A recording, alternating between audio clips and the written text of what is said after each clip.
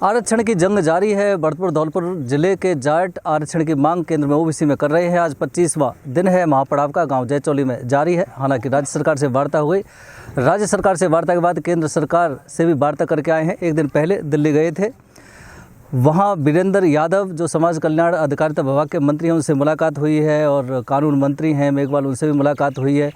13 फरवरी को फिर से वार्ता का दूसरा दौर दिल्ली में शुरू होगा। सफलता कम मिलती है। हालांकि ऐलान है महापड़ाव जारी रहेगा, आरक्षण नहीं मिलेगा तब तक। संयोजक हैं नेम सिंह जी, क्या लगता है?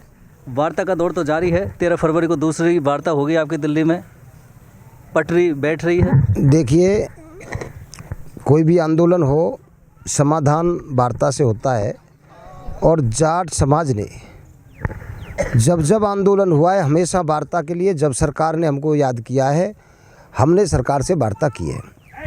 इस आंदोलन में भी 2-3 बार की वार्ता हमारी राज्य सरकार से हुई है और एक बार की वार्ता कल हमारी दिल्ली में केंद्र सरकार के बीच में और हमारे बीच में हुई है।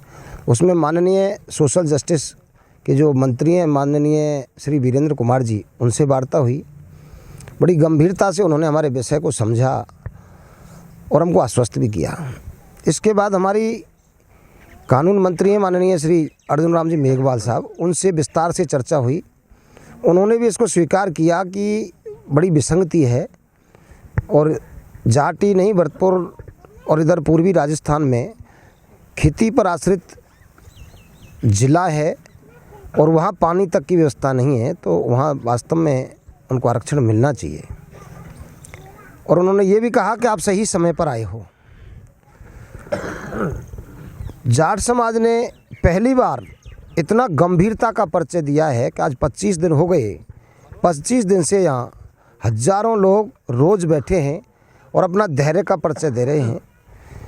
समाज का इसके पीछे एक मूल कारण ये भी है कि मुख्यमंत्री हमारे भरतपुर से हैं और आंदोलन कभी नपतुल के नहीं होते और इस भरतपुर के आंदोलन को पूरा उत्तर भारत का जाट देख रहा है कि भरतपुर में क्या चल रहा है। अगर यहाँ कोई आंदोलन की चिंगारी भड़कती है तो निश्चित तौर पर पूरे उत्तर भारत में इस आंदोलन की आग फैल जाएगी, जिसको सरकार को संभालना बड़ा मुश्किल बात हो जाएगा। उत्तर प्रदेश, हरियाणा, दिल्ली सारे अखबारों में हमारे समर्थन में भी वहाँ के जाट नेताओं ने स्टेटमेंट भी दिए हैं और हमारे पास निरंतर संपर्क में भी हैं।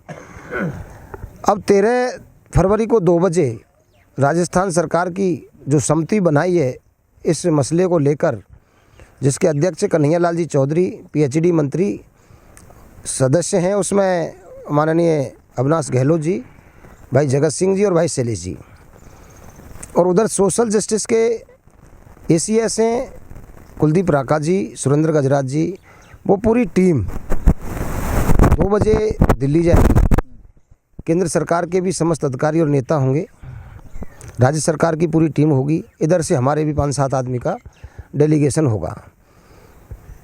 अब तक कहाँ क्या कैसे हुआ और किस कागज़ में कहाँ कमी रही, उन सारी चीज़ों के लिए 2 दिन का समय जो है तो आपस में कॉम्बिनेशन बैठा लेंगे।